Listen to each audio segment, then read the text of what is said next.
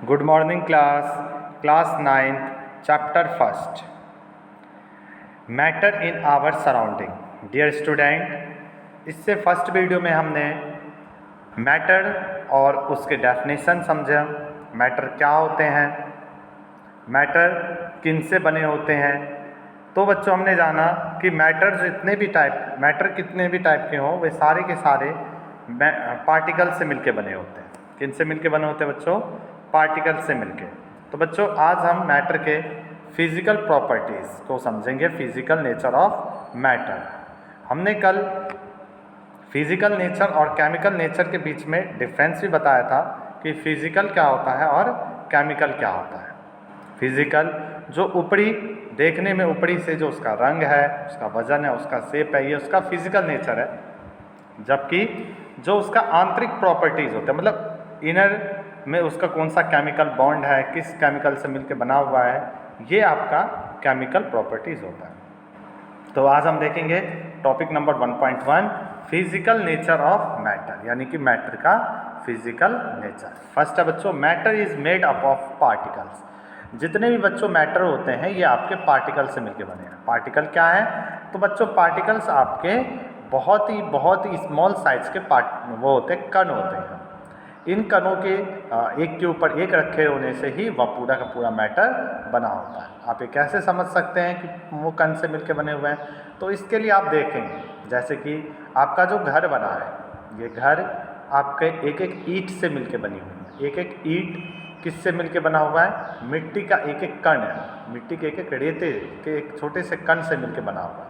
यानी कि पूरे घर जो उतना बड़ी बड़ी जो भवन है, जो घर हैं, फैक्ट्री हैं, कंपनियां हैं, उनका एक जो यूनिट है वो क्या है? एक पार्टिकल है, जो कि बताता है कि जो पूरा घर है वो एक पार्टिकल से मिलकर बना हो। यानी कि ये मैं आपको एक एग्जाम्पल बता रहा हूँ आपको समझने के लिए कि जो मैटर है वो एक पार्टिकल से मिलकर बने हुए हैं। उसके बाद मैटर, अब देखते हैं जरा particles.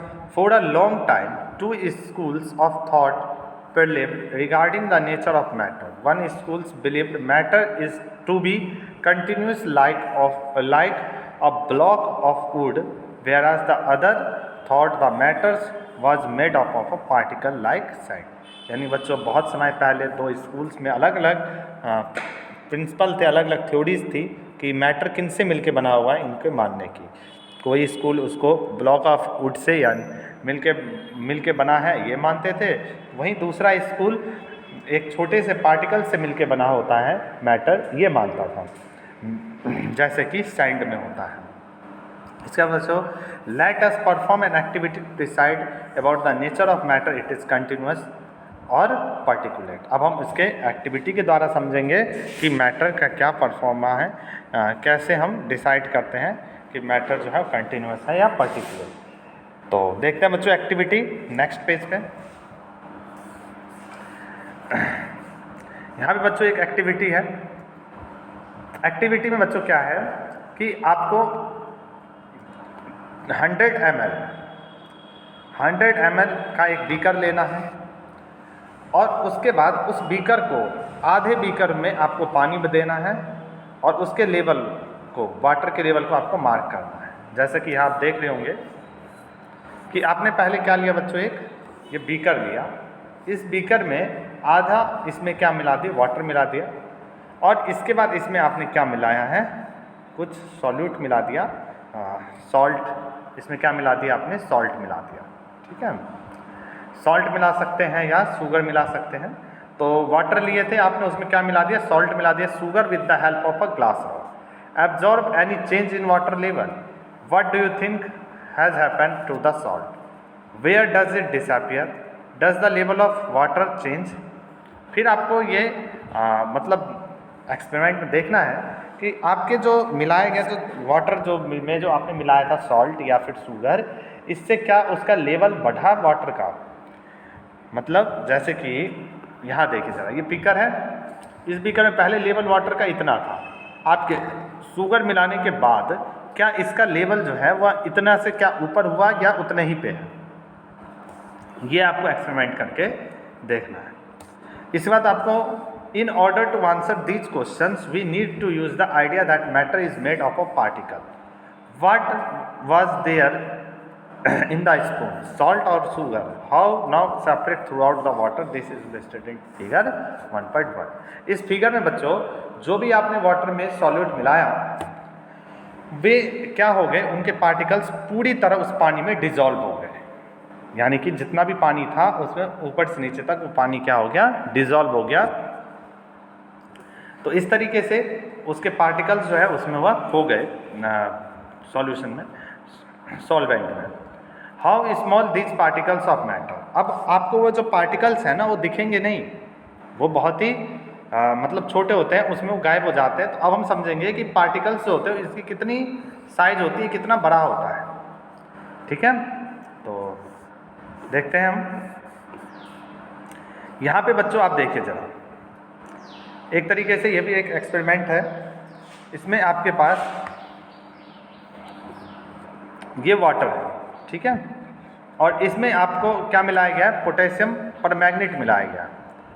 Potassium permanganate dissolve in 100 ml of water, यानी कि इस वाले बीकर में आपने क्या किया, पहले तो 100 ml वाटर लिया, वाटर लेने के बाद उसमें पोटेशियम परमैंगनेट मिलाया 1 स्पून, 1 स्पून आपने पोटेशियम परमैंगनेट मिलाया, उसका जो कलर होता है पिंक कलर का होता है। फिर आपने क्या किया, इसमें से 10 ml लिए आपने क्या, वो सॉल्यूशन लिया, और फिर उसको दूसरे वाले बीकर में मिलाए। फिर इसमें से आपने 10 ml लिया, फिर उसको दूसरे वाले बीकर में मिलाए, फिर इसमें से आपने 10 ml लिया, इसको दूसरे वाले बीकर में मिलाए। तो आपको हर स्टेप में क्या नज़र आता है, जब स्टार्टिंग में जो था उसका गहरा कलर था पिंक, फिर धीरे धीरे धीरे धीरे ये कलर जो है वो हल्का होता चला गया। इसका मतलब ये आपको दिखाना चाह रहा हूँ एक्सपेरिमेंट कि यहाँ पे जो पोटेशियम परमैंगनेट की कंसंट्रेशन है वो अधिक है, जबकि यहाँ पे कम हो गई, यहाँ पे उससे कम हो गई, यहाँ पे उससे कम हो गई, यानी कि इस स्टेप में धीरे धीरे उस पोटेशियम परमैंगनेट की कंसंट्रेशन क्या होती जा रही है, कम होती जा रही है। या अलग भाषा में अगर हम कहें तो पोटेशियम परमैंगनेट की जो पार्टिकल्स की संख्या है वे धीरे धीरे इसमें क्या होती जा रही है, कम होती जा रही है। तो this experiment shows that just a few crystals of potassium permanganate can be coloured a large volume of water. और जो ये वाला बीकर आपको दिख रहा है, इस वाले बीकर में आपको बहुत ही मामूली से पोटेशियम परमैंगनेट के पार्टिकल्स हैं, लेकिन उसके बाद भी इसका कलर जो है वह कैसा हो रखा है, पिंक हो रखा है, जो कि क्या शो करता है कि just a few crystal of potassium permanganate can change the colour of volume of water, यानी कि केवल कुछ पोटेशियम परमैंगनेट के पार्टिकल से ही 1000 लीटर ऑफ वाटर के कलर को चेंज कर सकते हैं, उसके कलर को बदल सकते हैं। ओके, मतलब इसमें ये दिखाना चाह रहा है कि केवल कुछ पार्टिकल्स आपके उतने बड़ी वॉल्यूम ऑफ वाटर को क्या कर सकते हैं, कलर चेंज कर सकते हैं, जो कि एक पार्टिकल्स की प्रॉपर्टीज को दिखाना चाह रहा है यहाँ। So we conclude that there must be millions of tiny particles in just 1 crystal of potassium permanganate which keep on dividing themselves into smaller and smaller particles. इस तरीके से हम कह सकते हैं कि एक स्पून में तो मिलियंस ऑफ पार्टिकल्स आए होंगे पोटेशियम परमैंगनेट के, जो कि धीरे धीरे जब हम आगे उसको बढ़ाते गए तो उसमें पार्टिकल की संख्या क्या होती चली गई, कम होती चली गई। The same activity can be done using 2 ml of Dettol instead of potassium permanganate, the smell can be detected even a repeated dilution. इसी तरीके से आपके घर में तो पोटेशियम परमैंगनेट नहीं होगा, परंतु डिटॉल जरूर होगा।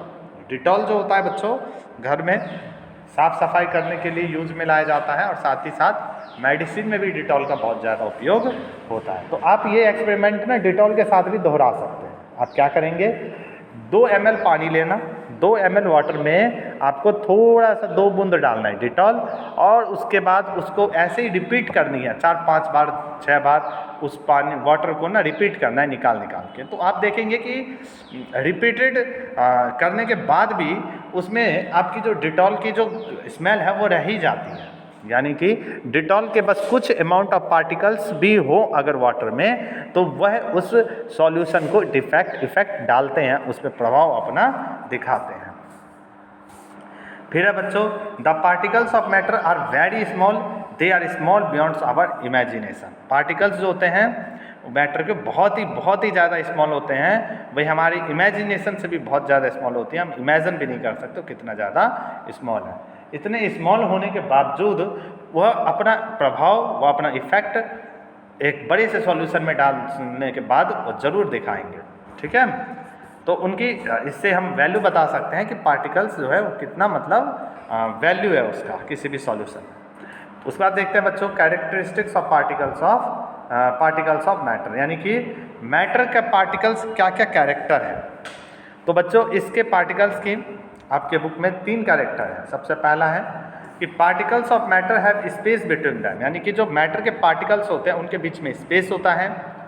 इसके बाद पार्टिकल्स जो होते हैं मैटर के वे हमेशा मूवेबल होते हैं, वे हमेशा कंटिन्यूअस क्या करते हैं, मूव करते रहते हैं। और पार्टिकल्स ऑफ मैटर क्या होते हैं, हमेशा अट्रैक्ट करते हैं एक दूसरे को। तो ये 3 आपके क्या हैं उसकी प्रॉपर्टीज़ हैं। इसको हम एक एक एक्सपेरिमेंट के द्वारा समझेंगे, एक एक एक्टिविटी के द्वारा समझेंगे कि कैसे मूव करते हैं पार्टिकल्स, कैसे एक दोनों को अट्रैक्ट करते हैं और कैसे हम समझ सकते हैं कि जो पार्टिकल्स हैं उनके बीच में आपस में स्पेस होता है। और जब आप ये तीनों ही टॉपिक समझ लेंगे तो मुझे पूरा विश्वास है कि आप ना अनुभव कर पाएंगे कि क्यों जो वाटर है वो कभी सॉलिड बदलता है, कभी लिक्विड बदलता है, कभी गैस में बदलता है। और ऐसी क्या कंडीशन है कि कुछ मैटर सॉलिड स्टेट में होते हैं, कुछ मैटर लिक्विड स्टेट में होते हैं, कुछ मैटर गैसेस स्टेट में होते हैं। और ये हम करेंगे आपके नेक्स्ट वीडियो में। तो आज के वीडियो में इतना ही है, आपको अच्छे से इसको रीड करना है, समझना है। हम एक एक टॉपिक, 2-2 टॉपिक एक दिन में करते हैं, लेकिन हम इतने अच्छे से उसको करना है हमें कि हमें आगे पेपर तक उसको अच्छे से याद रखना है, उसको समझना है। तो बच्चों आज के वीडियो में इतना ही।